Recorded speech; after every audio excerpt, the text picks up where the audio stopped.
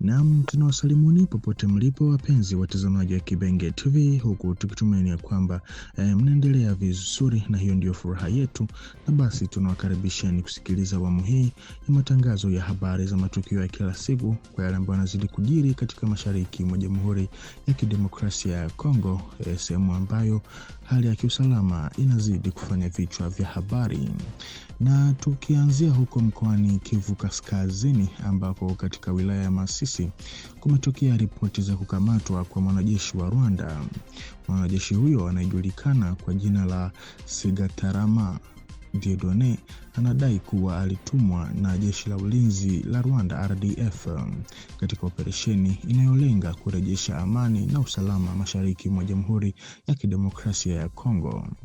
Kulingana na maelezo yake, mwanajeshi huyo anasema aliarifiwa rasmi kuhusu kushiriki kwake katika operesheni ya kijeshi katika eneo la Kivu, hasa katika wilaya ya Masisi ambalo limekuwa likikumbwa na machafuko na hali ya ukosefu wa usalama mara kwa mara. Anasema alifika hivi karibuni katika eneo hilo na mara moja akajiunga na doria za kijeshi. Katika shughuli hizo, yeye pamoja na kikosi chake walikusanya taarifa za kawaida na hata zile za kiintelijensia kuhusu hali ya usalama eneo hilo, ikiwemo nafasi za makundi yenye silaha pamoja na hali ya maisha ya raia, kwa lengo la kuelewa vyema mwenendo wa hali ya usalama uwanjani. Aidha, mwanajeshi huyo anataja kuwepo kwa mpango wa kimkakati uliopangwa vizuri unaolenga kuongoza hatua za kijeshi katika eneo hilo ambalo linachukuliwa kuwa nyeti katika juhudi za kurejesha utulivu Kivu Kaskazini na kwa jumla katika eneo la Kivu.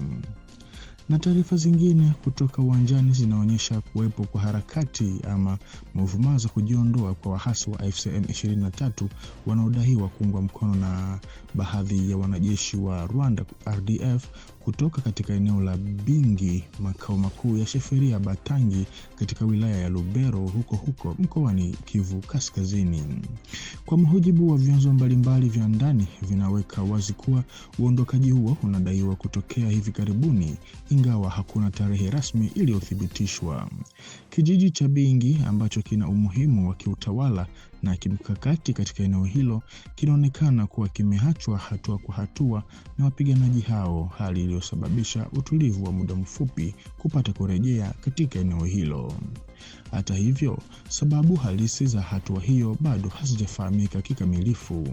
Baadhi ya vyanzo vinataja uwezekano wa upangaji upya wa kimkakati wa vikosi vya M23 RDF, huku vingine vikieleza kuwa huenda kulikuwa na shinikizo la kijeshi katika maeneo ya jirani lililochangia uamuzi huo wa kujiondoa. Na kwa wakazi wa eneo hilo, hali hiyo imeleta mchanganyiko wa nafuu ya tahadhari na wasiwasi kuhusu mustakabali wa usalama. Baada ya kupitia matukio ya mara kwa mara ya mapigano, wananchi wanaendelea kuwa macho, wakihofia kurejea kwa ghasia au harakati mpya za makundi yenye silaha. Hadi sasa hakuna taarifa rasmi iliyotolewa na mamlaka za kijeshi za Kongo kuhusu uwezekano wa kurejesha udhibiti wa eneo hilo. Hata hivyo, maendeleo haya yanaendana na hali ya usalama inayobadilika mara kwa mara katika wilaya ya Lubero, ambako hali ya mapigano hubadilika kwa haraka. Iwapo taarifa hizi zitathibitishwa, hatua hii ya kujiondoa inaweza kuashiria mabadiliko ya kimkakati ya makundi yenye silaha katika Kivu Kaskazini, mkoa ambao bado unakabiliwa na ukosefu wa utulivu unaochangiwa na uwepo wa makundi mengi yenye silaha. Jeshi la Jamhuri ya Kidemokrasia ya Kongo FARDC lilifanya operesheni za kijeshi za mashambulizi siku ya Ijumaa tarehe 10 Aprili mwaka huu katika wilaya ya Kalehe mkoani Kivu Kusini, zikihusisha hasa kuangusha drone inayodaiwa kuwa ya waasi wa M23 RDF, kwa mujibu wa vyanzo vya ndani vinavyoaminika. Kwa mujibu wa taarifa hizo, kifaa hicho kilidunguliwa katika eneo la Karehe baada ya mapigano makali kati ya vikosi vya serikali na makundi yenye silaha yanayoendesha shughuli zao katika eneo hilo. Inadaiwa kuwa drone hiyo ilikuwa ikitumika kwa upelelezi au kuratibu operesheni za kijeshi za upande wa waasi. Wakati huo huo, FARDC imepata mafanikio ya kijeshi katika maeneo kadhaa ya kimkakati ndani ya wilaya ya Kalehe. Vikosi vya serikali vimefanikiwa kurejesha udhibiti wa maeneo ya Tushunguti, Matutira na Kimole yaliyoko katika vijiji vya Kisha na Mutale ambavyo kwa muda mrefu vilikuwa vikigombaniwa na pande zinazozozana. Katika muhimili ama akse ya Butacha, mapigano mengine makali yalisababisha kurejeshwa kwa eneo la Bulembwe mikononi mwa FARDC, hatua inayothibitisha kuendelea kusonga mbele kwa vikosi vya serikali katika sehemu hii ya Kivu Kusini. Operesheni hizi zinafanyika katika mazingira ya kuongezeka kwa shinikizo la kijeshi dhidi ya makundi yenye silaha kwa lengo la kuyadhibiti na kuyasukuma nje ya maeneo muhimu.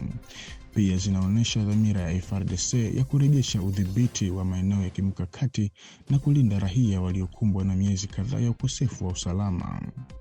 Hata hivyo, licha ya mafanikio hayo, hali ya usalama bado ni tete, huku mstari wa mapigano ukiwa unaweza kubadilika kwa haraka katika eneo hilo linalokabiliwa na uwepo wa makundi mengi yenye silaha na changamoto za kijiografia. Tume ya Kitaifa ya Udhibiti wa Silaha Ndogondogo na Nyepesi CNC-ALPC katika wilaya ya Walikale huko Kivu Kaskazini imetoa wito wa dharura kwa wananchi kuwa waangalifu kutokana na hatari ya kuwepo kwa mabaki ya vilipuzi vya kivita yaliyoachwa katika maeneo kadhaa ambayo yalikuwa yameachwa hivi karibuni na wahasi wa AFC M23 RDF. Onyo hilo linakuja katika mazingira ya kurejea taratibu kwa wakazi katika vijiji vyao vya asili baada ya miezi kadhaa ya kuhama kutokana na ukosefu wa usalama. Kwa mujibu wa taasisi hiyo maalum, mchakato huo wa urejeaji, ingawa unaleta matumaini, unaweka raia katika hatari kubwa kutokana na uwezekano wa kuwepo kwa mabaki ya mabomu au vilipuzi vilivyoachwa. Kulingana na mamlaka za CNC-ALPC, maeneo kadhaa ambayo hapo awali yalikuwa chini ya udhibiti au yalipitiwa na wapiganaji wa AFC M23 RDF yanaweza kuwa na vilipuzi ambavyo havikulipuka au vitu vilivyofichwa kwa madhumuni ya kuleta madhara, jambo linaloweka maisha ya raia hatarini, hasa watoto na wakulima wanaorejea mashambani. Mkuu wa ofisi ya CNC-ALPC katika wilaya ya Walikale, Bwana Clement Kubuya Ndoole, amesisitiza umuhimu wa tahadhari ya hali ya juu. Amewataka wananchi kuepuka kugusa vitu vyovyote vinavyotiliwa shaka na kutoa taarifa mara moja kwa mamlaka husika ili kuzuia ajali zinazoweza kutokea. Namnukuu, tunawaomba wananchi wasiguse vitu wasivyovijua na washirikiane kwa karibu na mamlaka za eneo endapo watakuta kitu kinachotia mashaka, mwisho wa kunukuu. Katika mapendekezo yake, CNC-ALPC pia inahimiza jamii kuongeza juhudi za uhamasishaji hasa kwa watoto ambao mara nyingi ndio walio katika hatari zaidi na kuhakikisha wanachukua tahadhari wanaporejea katika maeneo yaliyoathiriwa awali na mapigano. Onyo hili linatolewa katika hali ya usalama ambayo bado ni tete katika maeneo kadhaa ya Kivu Kaskazini, ambako kuendelea kwa migogoro ya silaha kunaacha madhara ya muda mrefu ya kibinadamu na kiusalama, ikiwemo uchafuzi wa maeneo kwa mabaki ya vilipuzi vya kivita. Na kwa taarifa hii, mpenzi mtazamaji wa Kibenge TV, ndiko ambako tunakwenda kuweka nukta kwa awamu hii ya matangazo ya habari za matukio ya kila siku, na tunashukuru kwa ulianza nasi na kumaliza nasi, na pia tunakwenda ubaki sambamba nasi hapa kwenye channel yetu ili uzidi kufaidi zaidi habari motomoto kutoka kwetu. Basi tukutane kwa majaliwa. Asante.